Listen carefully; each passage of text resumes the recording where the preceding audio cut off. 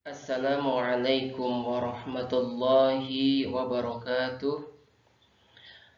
Bismillah, alhamdulillah, wassalatu wassalamu ala rasulillah wa ala alihi wa sahbihi wa mawalah. Subhanaka la ilma lana illa ma'alamtana innaka antal alimul hakim. Rabbi israh li sadri wa yassir li amri wahlul 'uqdatam min lisani yafqahu qawli. Alhamdulillahirrabbilalamin. Pada kesempatan kali ini, alhamdulillah saya senang sekali bisa bertemu dengan teman-teman semuanya pada kesempatan yang pertama ya, pada mata kuliah Ulumul Hadis. Insyaallah pada kesempatan hari ini kita akan membahas tentang pengantar mata kuliah Ulumul Hadis yang diampu oleh saya sendiri, Jen Zainal Mutakin MUD. Pertama-tama saya ingin memperkenalkan diri terlebih dahulu. Nama saya Zainal Mutakin. Saya berasal dari Garut, Jawa Barat. Lahir di Majalengka pada 3 Oktober 1988. Pendidikan dasar saya ditempuh di Sekolah Dasar Negeri Louis Eng II Majalengka. Kemudian saya melanjutkan pendidikan di Pondok Pesantren Mansya'ul Huda Kadipaten Majalengka. Pendidikan S1 saya ditempuh di Universitas Islam Negeri Sunan Gunung Jati Bandung selama 3,5 tahun. Kemudian saya melanjutkan ke program Pascasarjana S2 ditempuh di UIN Sunan Gunung Jati Bandung dan lulus dalam waktu 2 tahun dengan predikat sebagai wisudawan terbaik magister pada saat itu. Kemudian sekarang sedang melanjutkan pendidikan S3 di tempat yang sama. Dan alhamdulillah saat ini saya aktif sebagai tenaga dosen Fakultas Ekonomi dan Bisnis Islam IAIN Purwokerto. Kemudian pengalaman mengajar saya sebelum ke UIN Saeju ini, saya pernah di STIMIK Mardira Indonesia Bandung ya. Kemudian STAI Stabili Bandung dan sekarang di UIN Saeju atau IAIN Purwokerto. Pengalaman organisasi saya pernah aktif di HMJ Tafsir Hadis UIN Bandung. Kemudian saya juga aktif di PMII, Pergerakan Mahasiswa Islam Indonesia. Dan alhamdulillah saya sudah menikah. Sekarang sudah dikaruniai 2 orang anak, 1 orang anak perempuan dan laki-laki. Kemudian deskripsi mata kuliah. Mata kuliah ini merupakan mata kuliah wajib tingkat institut untuk semua program studi di jenjang S1 IAIN Purwokerto. Selesai mengikuti perkuliahan ini, mahasiswa diharapkan mampu mendeskripsikan konsep-konsep dasar bangunan ilmu hadis, mampu menerapkan kajian otentisitas hadis, baik itu kritik sanad maupun kenikmatan, mampu menerapkan kajian pemahaman hadis, dan mampu mengidentifikasi praktek-praktek living hadis di masyarakat. Mata kuliah ini mengkaji seluruh materi yang berhubungan dengan hadis dan ilmu hadis, yang meliputi pengertian ilmu hadis dan sejarah perkembangannya, kemudian istilah-istilah dalam studi hadis, kemudian klasifikasi hadis-hadis Nabi, kemudian kehujahan dan fungsi hadis, kemudian kualifikasi hadis, unsur-unsur pembagian hadis, kemudian ada pembagian hadis dari segi kualitas maupun kuantitas, kemudian ada ilmu jarh wa ta'dil, kemudian ada takhrij hadis, kemudian ilmu asbabul wurud, kemudian ilmu mukhtaliful hadis dan living hadis. Kemudian kompetensi dasar yang ingin kita capai adalah yang pertama, mahasiswa mampu mendeskripsikan konsep-konsep dasar bangunan ilmu hadis. Yang kedua, mahasiswa mampu menerapkan kajian otentisitas hadis mulai dari penelusuran sanad atau sumber, skema sanad, i'tibar, kritik sanad, kemudian kritik matan dan syarah atau ma'anil hadis. Kemudian mahasiswa mampu menerapkan kajian pemahaman hadis dengan menggunakan perangkat ilmu asbabul wurud dan ilmu mukhtaliful hadis. Yang terakhir, mahasiswa mampu mengidentifikasi praktek living hadis di masyarakat. Langsung ke materi perkuliahan, ini ada 14 tema yang akan kita pelajari. Yang pertama adalah pengantar ilmu hadis, kontrak belajar dan motivasi diri. Pertemuan kedua adalah pengertian dan ruang lingkup ilmu hadis, baik riwayah dan diroyah. kemudian konstruksi keilmuan ilmu hadis, kemudian sejarah atau periodisasi perkembangan ilmu hadis. Pada pertemuan ketiga, kita akan bahas tentang istilah-istilah dasar dalam studi hadis. Kita akan bahas apa itu hadis, kemudian apa itu khobar, athar, dan apa itu sunnah. Ya. Pada pertemuan keempat, kita akan membahas hadis ditinjau dari berbagai aspeknya, baik itu aspek sumbernya, kemudian aspek bentuknya, dan aspek unsur-unsurnya. Ya. Pada kelima, kita akan bahas kedudukan atau fungsi hadis terhadap Al-Quran. Ya, kemudian pada pertemuan keenam, kita akan bahas sejarah hadis dan sejarah kodifikasi hadis. Pada pertemuan ketujuh, kita akan bahas unsur-unsur hadis dan metode-metode periwayatan hadis. Pada pertemuan ke-8, kita akan UTS terlebih dahulu. Kemudian pada pertemuan ke-9, kita akan bahas pembagian hadis ditinjau dari aspek kuantitas rawi dan skema. Pada pertemuan ke-10, kita akan bahas tentang hadis ditinjau dari aspek kualitas rawi.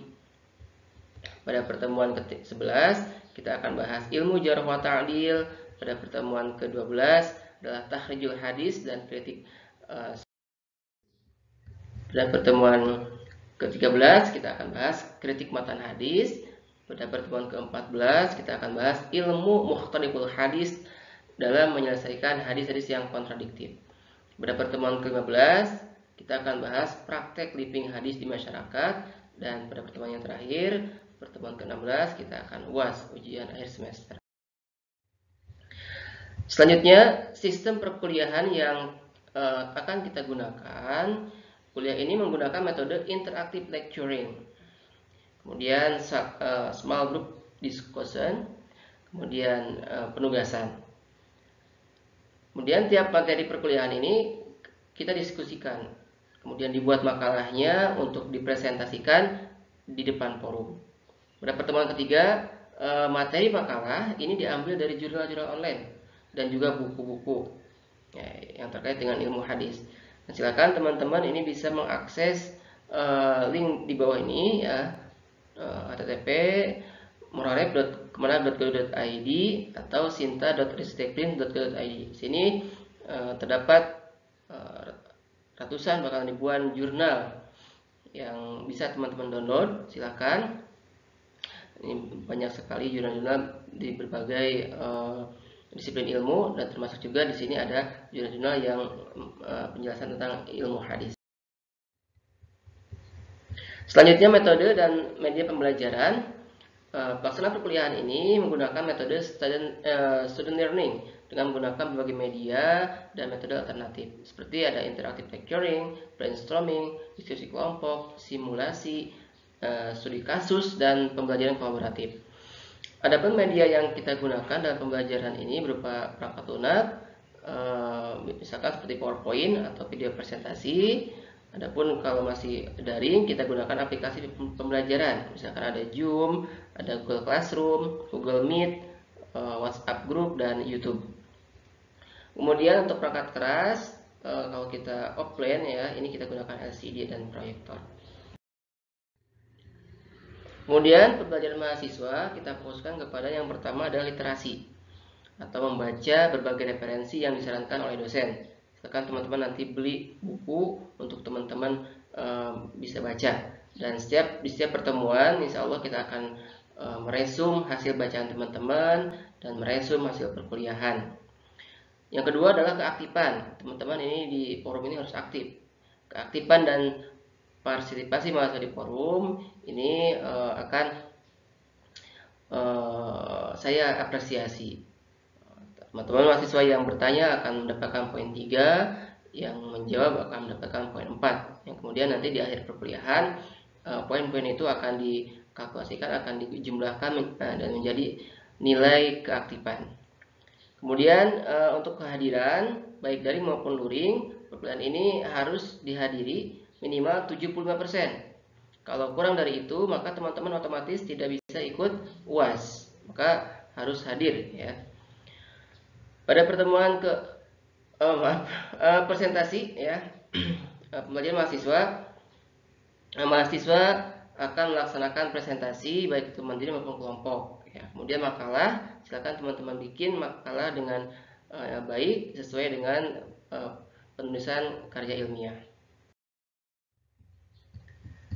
Kemudian untuk evaluasi pembelajaran, nilai akhir ini hasil dari perpaduan 3 unsur ini. Yang pertama adalah keaktifan tadi ya. Jadi partisipasi dan keaktifan perkuliahan online maupun di kelas ya. Ini bobotnya 15%. Kemudian ada UTS, ujian tengah semester, bobotnya 30%, UAS, ujian akhir semester, bobotnya 40%, dan makalah atau tugas mandiri maupun kelompok, bobotnya 15%. Yang terakhir adalah buku pustaka atau rujukan referensi ya. Referensi utama karena ulumul hadis ini adalah ilmu khazanah keislaman yang klasik, maka rujukannya pun kita merujuk kepada kitab-kitab klasik, kitab-kitab yang berasal dari Mesir atau dari Arab sana ya. Biasanya bertuliskan Arab gundul. Misalkan ada kitabnya Muhammad Ajid Al-Khatib yang berjudul Usul Al-Hadis Ulumuhu wa Mustalahahu. Kemudian ada kitabnya Syekh Manal Qattan Membahas Ilmu Hadis. Ada kitabnya Subi As-Shalih Ulumul Hadis wa Mustalahahu. Kemudian ada kitabnya Mustafa Al-Adhami Minhaj An-Naqd Indal Muhadisin Nasyahu wa Tarikuhu. Itu untuk yang berbahasa Arab ya. Adapun yang berbahasa Indonesia, silakan teman-teman bisa beli bukunya Syuri Ismail, Metodologi Penelitian Hadis Nabi ya. Kemudian bukunya TM Hasbi Asidiki, Sejarah dan Pengantar Ilmu Hadis. Kemudian bukunya Said Agil Munawar dan Abu Mustaqim, Asbul Wurud, Studi Kritik Hadis Nabi, Pendekatan Historis dan Kontekstual.